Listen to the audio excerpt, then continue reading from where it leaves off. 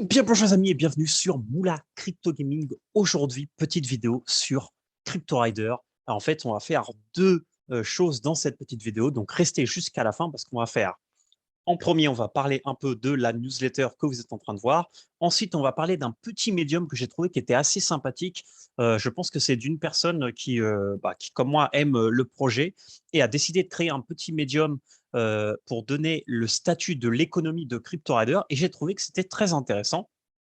Et en dernier point, je vais vous montrer, parce qu'en fait, sur le chat de CryptoRider, il y avait une personne nouvelle qui demandait, donc en anglais, mais bon, moi je vais le faire en français pour vous, comment on fait pour rejoindre les tournois. Et ensuite, ça sera parfait pour moi pour vous dire comment se sont passés ces 15 premiers jours de tournoi. Donc là, comme je vous avais communiqué, tous les jours du mois de février, je fais le tournoi CryptoRider et à la fin du mois, je vous dis combien j'ai remporté grâce au tournoi. Honnêtement, en ne forçant pas trop, mais je vais vous dire un peu comment j'ai fait, etc., etc. Et je vais vous donner mes résultats pour l'instant à la moitié du mois et je vais vous montrer un peu les prochains tournois. Mais du coup, si vous êtes intéressé par cette stratégie, je vais vous expliquer comment les tournois fonctionnent et vous allez voir, c'est très facile. Donc, on va commencer avec la newsletter de hier. Donc, hier, c'était la Saint-Valentin. Mais bon, Saint-Valentin ou pas, nous, on est là en train de jouer au Play to Earn comme bon geek que je suis, en tout cas pour ma part. Donc, voilà. Donc là, la première news, c'est une API qui va être release pour CryptoRider qui va nous permettre, du coup, je vous l'avais déjà dit dans une vidéo antérieure, pour pouvoir récupérer des datas, faire de la recherche, faire des statistiques, etc., etc. Donc, j'ai DM Excalibur, j'attends sa réponse pour avoir un API key et pouvoir faire quelques Excel sympas. Ensuite, au niveau de la communauté, ils sont en train de rechercher 50 membres de la communauté pour les aider à faire du bêta testing sur la nouvelle architecture du serveur. Et ces 50 personnes entreront dans une loterie pour 10 mobs. Donc, du coup, il faut juste remplir le petit formulaire. Donc, vous cliquez là-dessus, vous mettez votre Discord, vous mettez yes, yes, et c'est parti. Et vous attendez qu'il vous contacte. Moi, je suis en train d'attendre qu'il me contacte. Peut-être que je serai sélectionné, peut-être pas. On verra bien. Du coup, ils vont aussi faire un Twitter Space jeudi après-midi. Et du coup, ça sera annoncé en même temps que le Wednesday Update qui sera du coup demain. Donc, du coup, si vous n'avez pas fait revenir vos riders, bah, faites-les revenir aujourd'hui. C'est vaut mieux tard que jamais, hein. Et du coup, demain, c'est le reset des riders. Donc, 5 donjons pour tout le monde. Et c'est parti. Et on va pouvoir run à full. Ensuite, après le gros succès des Level 3 Tournament la semaine dernière, cette semaine, il y aura 5 tournois Level 5. Donc, je vais vous expliquer un peu les règles, comment ça marche, etc., etc. à la fin de cette vidéo. Donc, restez jusqu'à la fin. Donc, Twitter follower plus 3%, Discord member plus 2%. Et au niveau de l'économie, ils ont release du coup le Olympus Pro. Vous avez la vidéo tutoriel que je vous laisserai par ici ou en début de vidéo. Du coup, pour pouvoir transformer vos riders Matic en riders. Et bien entendu, les amis, si vous voyez que le pourcentage est négatif, bah, ne le faites pas. Attendez qu'il soit positif pour pouvoir faire votre échange contre vos riders Matic. Donc, dans quelques jours, alors je vais regarder, je ne sais pas combien de jours il me reste actuellement, mais dans quelques jours, je ferai le vesting et je vous montrerai en vidéo, en direct, comment ça marche. Alors déjà, il faut que je me connecte à Matic. Ça sera mieux. Voilà, voilà. Et du coup, comme ça, je vous montre. Voilà, donc là, il est à moins 5%. Mais moi, ici, quand je l'ai pris, il était à plus 2%. Donc, peu importe, en fait, parce que moi, je ne l'ai pas eu à ce prix-là. Donc, moi, j'aurais, quoi qu'il arrive, plus que ce que j'ai demandé au début. Mais là, ne le prenez pas. Attendez qu'il soit positif, les amis. Voilà. Donc, ensuite, ici, il y a une petite vidéo en anglais. Mais bon, moi, je vous ai fait la vidéo en français. Donc, c'est bien mieux pour toute la communauté. FR. Ensuite, ils veulent faire le bridge Aurum niveau blockchain. Donc, en fait, le bridge Aurum, il va servir à quoi? Bah, actuellement, dans le jeu, vous pouvez envoyer vos Aurum de votre wallet au jeu, mais vous ne pouvez pas envoyer les Aurum du jeu à votre wallet. Et c'est une fonctionnalité, on va dire, mandatory si on veut créer un play to earn. Donc, le rider est descendu jusqu'à 4,46. Le room se maintient à 0,41. Il y a actuellement 42,5 millions de riders dans la pool de stacking rider et 25 millions dans les 4 pools de liquidité. Donc, c'est-à-dire que les 4 pools de liquidité représentent la moitié de ce qu'il y a dans la pool rider. Donc, total de riders recrutés, 14 751, c'est juste insane. Total unique participants, donc Unit Wallet qui ont participé au recrutement de Gen 5, 1456. Total Aurum dépensé, 31 000 millions de Aurum. Et ensuite, le pourcentage de riders qui ont été gardés, 86%. Ok, donc c'est-à-dire que 86% des riders Gen 5 n'ont pas été vendus ou ne sont pas en vente actuellement. Donc, on a 4000 unique holders de riders, donc 9%, 1% pour les mobs en plus, 6% increase, etc., etc., etc. Donc, ça, c'était un peu pour la, on va dire, pour la weekly newsletter de CryptoRider. Et là, on va jeter un petit coup d'œil. Donc, je vous le mettrai parce que c'est en anglais. Je vous le mettrai dans la description. Donc, le statut de l'économie de CryptoRider. Donc, 7 minutes, on va juste regarder un peu par au-dessus. Juste, en fait, parce que en fait, ce que j'ai bien aimé, c'est qu'il y a des graphiques, il y a des dessins, comme vous voyez ici, qui sont très bien expliqués, qui permet justement de faire un peu une synthèse de tout ce qui est l'économie des trades dans ce cas-là et de volume de vente de l'économie par rapport aux activités. Donc, on a un volume de NFT de 10 millions de USDT, un volume de recrutement de 4 millions. Donc, ça, c'est ce qui représente l'Aurum de tout ce qui a été recruté depuis le début. Les quêtes représentent 294 000. Donc, comment les quêtes, on peut mettre un prix parce que les Grimweed et les Eyes Newt ont un prix en Aurum. Et ensuite, les keys et les scrolls, 483K dépensés en Aurum pour acheter des clés et des scrolls.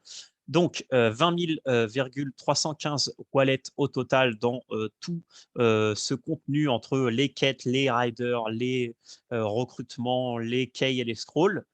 Et ensuite, le volume de l'adresse du coup du jeu. Donc, j'imagine qu'il parle de la trésorerie. Ah non, ça, ce sont les volumes des gens du jeu. C'est 3365 avec un volume de 92 000, ce qui est assez insane.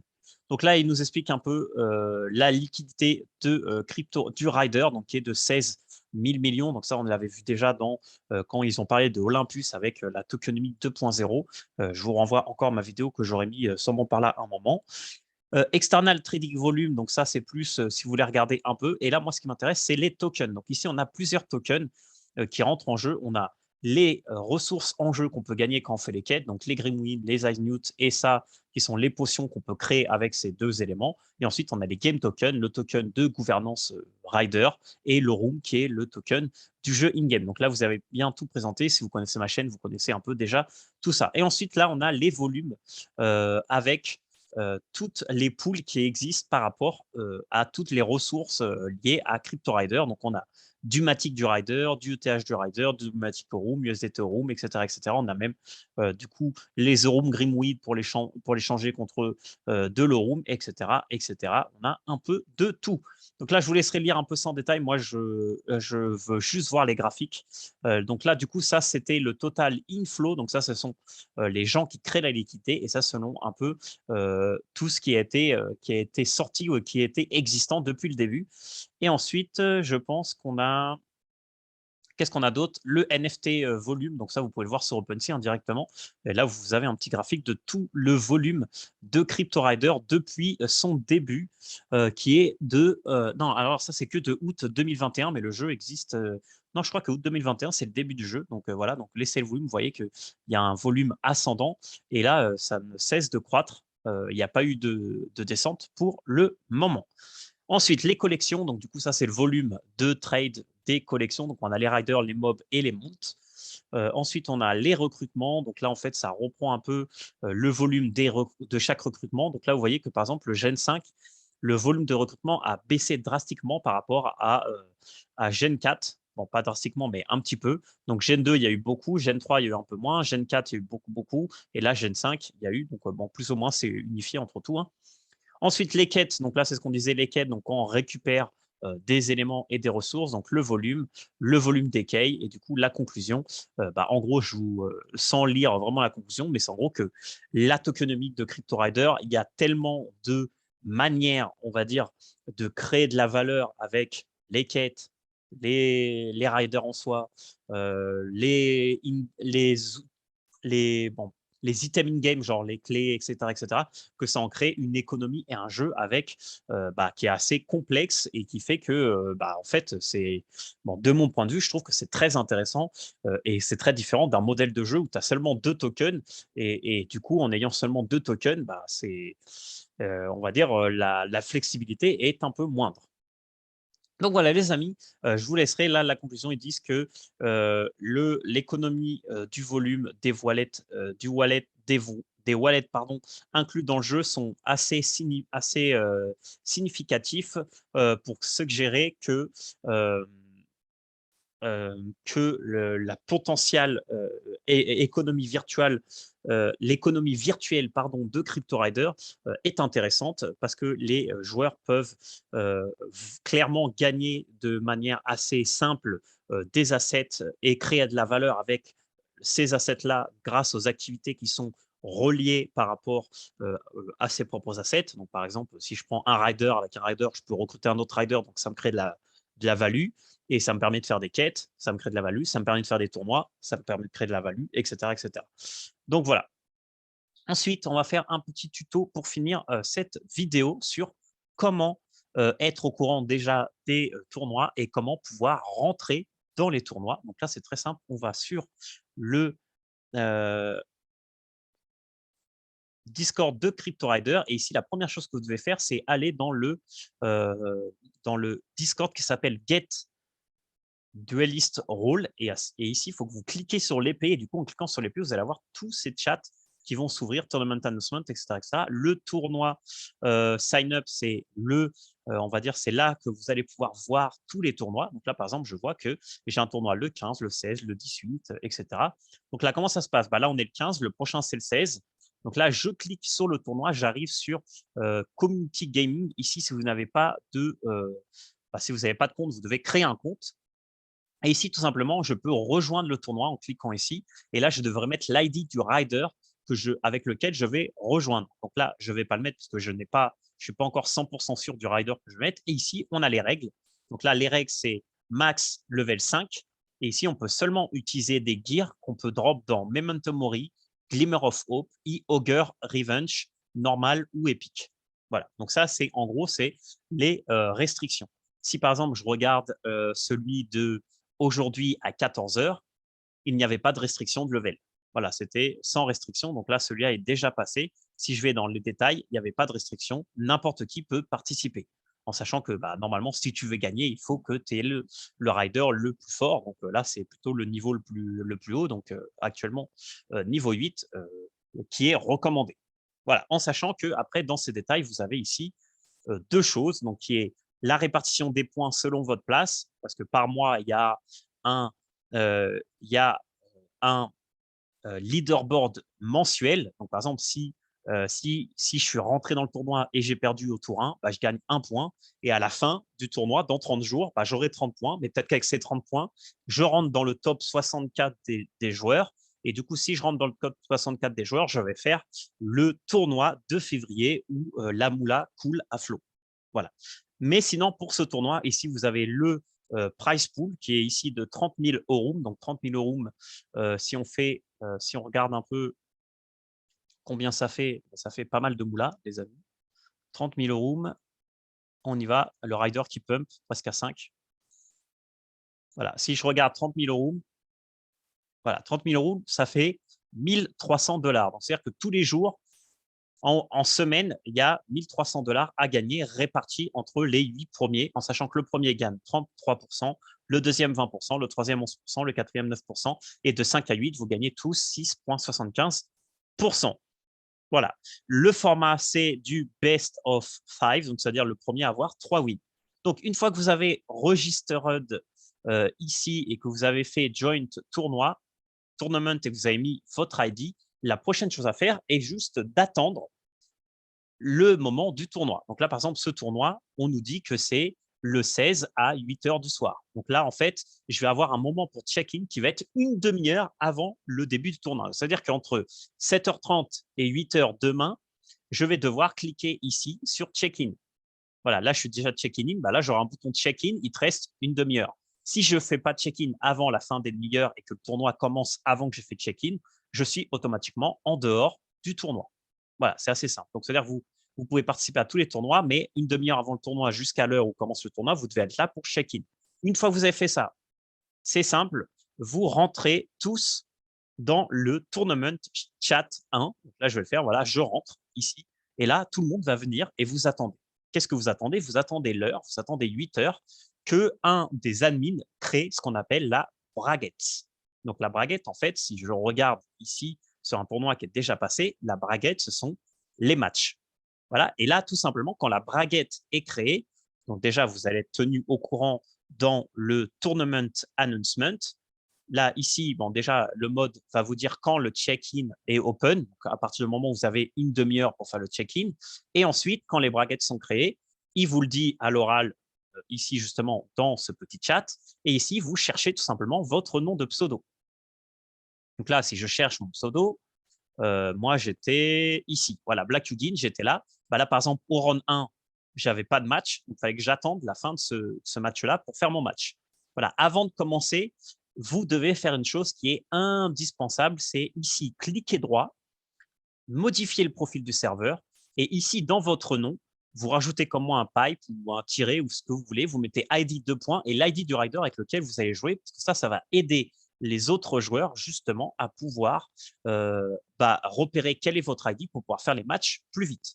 Donc, une fois que vous êtes là, à un certain moment, vous allez devoir faire un match. Donc là, par exemple, là, ce match, il est fini. Je suis contre Dank 77-17. Et qu'est-ce qui se passe? Du coup, ici, une fois que les braguettes sont vertes, l'admin va vous donner la répartition des vocal chats dans lesquels vous devez aller selon votre numéro dans la braguette. C'est-à-dire que là, par exemple, je regarde mon numéro, je suis numéro 9, et là, il nous dit que de 1 à 8, je vais dans Tammy Badger, de 9 à 16, je vais dans Faris.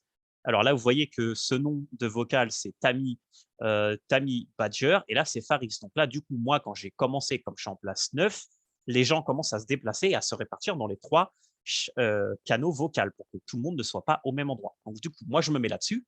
Et là, du coup, je vais chercher mon opponent, donc qui est Dank 77-17. Je vais soit le pinguer ici dans discussion tournament ou soit directement à l'oral, je lui parle, je dis salut Dank, donc en anglais parce que on est tous, c'est anglophone. En anglais, je dis Dank, est-ce que tu es prêt? Et du coup, là, c'est simple. En fait, pour les matchs, c'est un best of 5. Donc, c'est-à-dire que chaque joueur va faire 2 duels contre le bot. Et le premier K3 a gagné. S'il y a égalité, je vous explique juste après. Donc là, en fait, ça, c'est simple. Celui qui est au top de la braguette, c'est lui qui va commencer à lancer les matchs. Donc, c'est-à-dire que comment ça se passe? Moi, ici, je vais partager mon écran. Voilà, donc là, je dis, OK, je suis au top de la braguette. Je partage mon écran où j'ai justement le tournoi lancé. Et là, du coup, je vais tout simplement. Donc là, on va dire que c'est comme si j'étais dans le match. Donc là, en fait, donc, je vais dire, est-ce que tu vois mon écran? Donc, va me dire, oui, je vois ton écran. Et là, qu'est-ce que je fais tout simplement? Je prends son ID. Donc là, son ID, ça sera 7717, hein, j'imagine. Sinon, je lui demande si je suis pas sûr. Là, je fais duel 77-17. Et là, du coup, je le battle. Lui, il regarde le match en même temps que moi, je procède à faire le match. Et là, du coup, je fais mon duel. Voilà, donc là, je commence à le taper, etc., etc. Donc là, je ne vais pas aller jusqu'à la fin parce que ça risque d'être très ennuyant. Donc, je fais mon match numéro 1. Donc, mon match numéro 1, j'ai gagné, j'ai perdu. Donc, du coup, je garde la fenêtre ouverte. Je fais mon match numéro 2. J'ai gagné, j'ai perdu. Donc, imaginons que j'ai perdu les deux. Du coup, je suis à 2-0 pour lui. Et là, maintenant, du coup, j'arrête de partager l'écran. Et là, c'est lui qui va partager l'écran. Et moi, je vais regarder son écran et je vais regarder comment se déroulent les 2 matchs.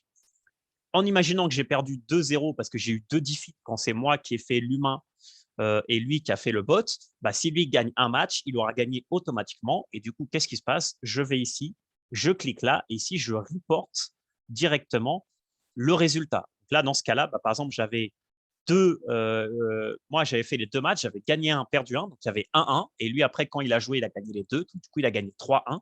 Donc, du coup, ça s'est terminé là. Ici, j'ai cliqué ici, j'ai mis le score 3 pour lui, 1 pour moi. Lui, il a mis son score 3 pour lui, 1 pour moi. Et du coup, il a pu avancer dans la braquette.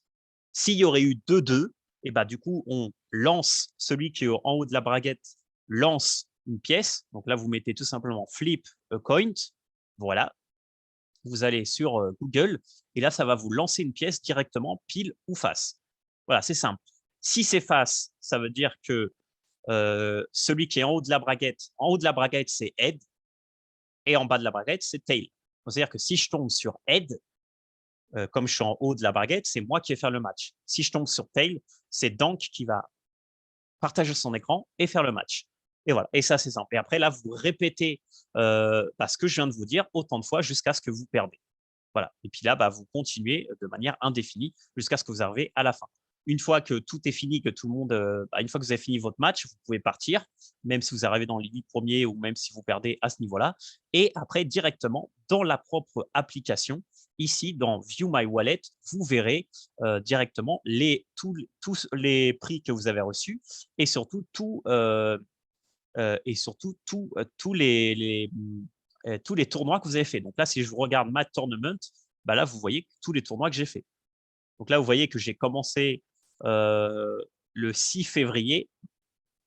Voilà, et là, vous voyez les price pools qui étaient, en sachant que le week-end, les price pools sont plus gros. Voilà, et là, vous voyez tout ce que j'ai fait. Donc là, j'ai fait le 12, le 9, le 8, le 6, le 15, etc. Comme c'est par nom, c'est un peu… voilà.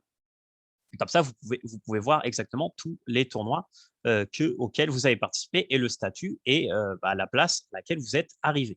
Et ensuite, si vous avez la chance d'être dans les 8 premiers et d'avoir une récompense, dans View My Wallet, ici, vous allez pouvoir claim directement. Vous aurez ici un petit bouton pour claim votre reward et vous pouvez la claim directement sur le wallet de Community Gaming, parce qu'il y a un wallet inclus, ou alors vous pouvez tout simplement donner votre wallet en faisant claim external, je vous montrerai la prochaine fois, et du coup, ça vous fait une transaction et vous récupérez du coup ce que vous avez gagné. Donc là, vous pouvez voir que depuis que j'ai commencé les tournois, ici, on peut voir que j'ai claim 3 fois, donc c'est-à-dire que j'ai récupéré 3 rewards.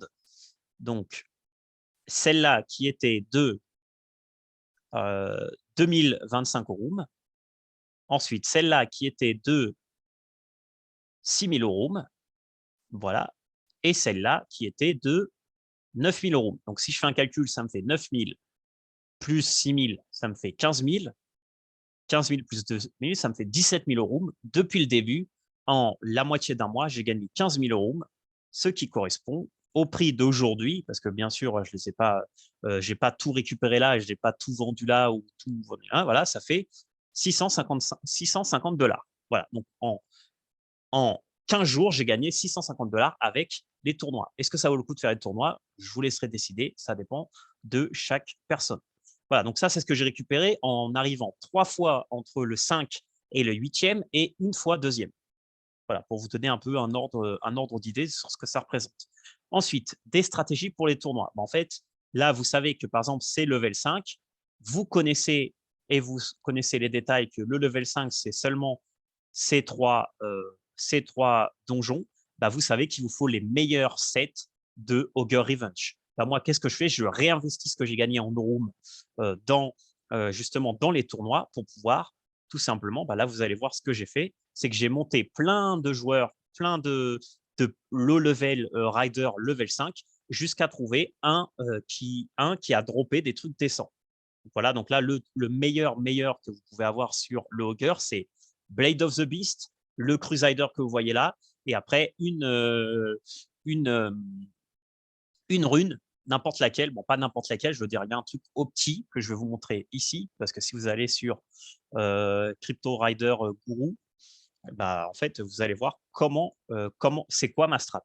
Voilà, ma strat, c'est que moi, j'ai regardé. Ici, vous pouvez voir directement le stuff list.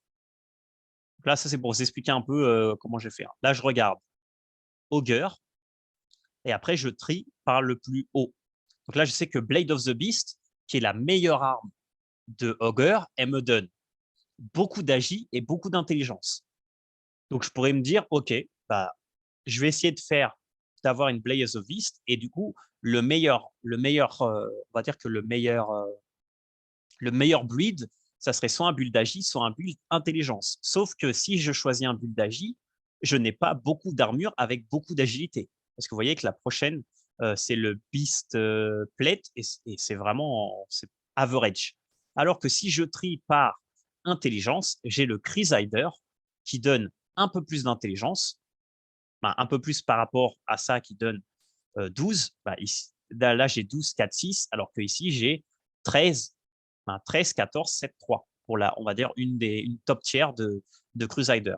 Et en plus, j'ai d'autres armes qui me permettent aussi de booster mon intelligence. C'est-à-dire que si je décide de faire un build intelligence, bah, dans le Hawker, le meilleur set, enfin, ça c'est ma stratégie, c'est de créer un build intelligence parce que tout simplement le Crusader est up intelligence. On a une arme rare qui est pas si compliquée à avoir, qui est aussi top tier intelligence. Et sinon, on a bien sûr le Blade of the Beast. Voilà, moi dans mon exemple, bah, j'ai pas eu j'ai eu le Crusader, mais j'ai pas eu ça. Et ensuite, du coup, comme j'ai ça, ça sera quoi la meilleure rune? Bah, la meilleure rune pour un intelligence, c'est Ice Barrière. Donc voilà, parce que là, par exemple, sur mon perso, l'arme que j'ai là, ici, en main, c'est celle qui a le plus d'intelligence, parce qu'elle a 8 d'intelligence, alors que les autres, j'ai pas mieux, je pense. Voilà, j'ai un peu d'agilité. Je pourrais essayer de faire un petit mixte pour essayer, voir ce que ça donne, mais je pense pas que ça vaille le coup. Voilà, là, j'ai 8 d'intelligence aussi, mais je préfère avoir du charme et de la luck parce que ça me fait plus de critiques plutôt que de prendre de la force. Voilà. Donc là, celui-là, il n'est pas ultra bien, mais il a 2 pièces du set, c'est-à-dire la Crusader et le Ice Barrier. Et là, vous voyez que je l'ai arrêté à 11 623. Parce que là, si je fais encore un raid Ogre héroïque, bah, je dépasse les 12 000. Du coup, je passe level 6. Du coup, je ne peux plus mettre ce rider pour faire le tournoi. Donc voilà, donc c'est tout, les amis. J'espère que cette petite vidéo entre mix news sur Crypto Rider, comment faire les tournois, vous a aidé. Si vous avez des questions sur comment faire un tournoi de la bonne manière, mettez dans les commentaires et au pire, je referai une petite vidéo à part juste pour la partie du tournoi. Mais en fait, vous avez vu que c'était pas très compliqué. Le mieux pour apprendre comment faire les tournois, c'est venir dans les tournois. Vous verrez, moi, tout ce mois-ci, je ferai tous les tournois et exactement tous. Donc, vous avez juste à venir, vous allez voir Black Hugin et vous me demandez directement et je vous explique tout ça. Je vous explique tout ça directement en direct. Donc voilà, merci beaucoup les amis pour m'avoir suivi pour cette vidéo. N'hésitez pas à mettre un petit pouce bleu, à vous abonner si ce n'est pas déjà fait. Et on se voit dans une prochaine vidéo sur Crypto Rider ou sur un autre jeu. Et puis voilà, et à la fin du mois, on verra la moula qui a été ramassée. Et voilà les amis. Ciao!